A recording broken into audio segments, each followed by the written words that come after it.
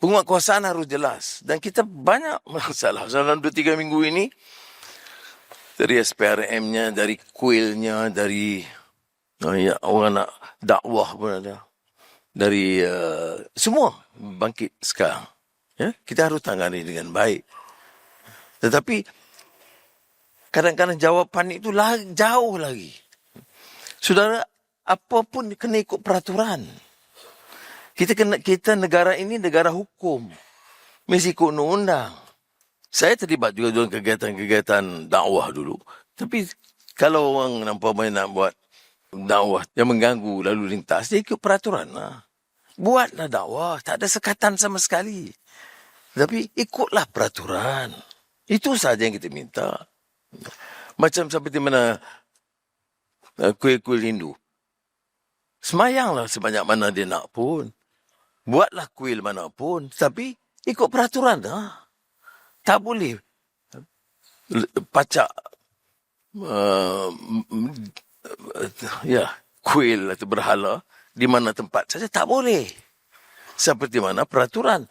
Ada yang jawab, dia kata, surau di mana-mana. Boleh buat. Tak ikut. Tak betul. Saya tahu dalam sejarah kita, surau, ini Samsul Nazilah tahu, surau di Perak pernah dirobohkan kerana melanggar peraturan.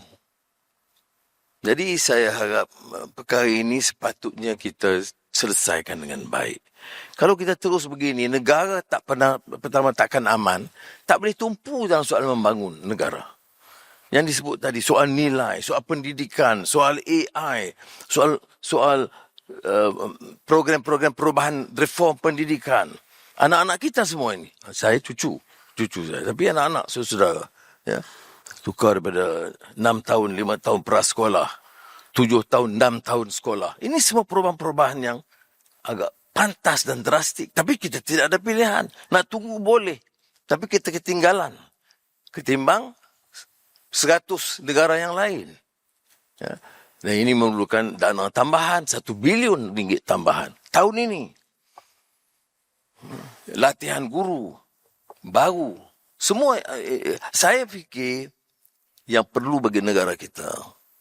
Dan guna Madrasah Ramadan ini, masa kita kemaskan diri kita, perbaiki prestasi kita. Betulkan apa-apa kekurangan, kelemahan kita.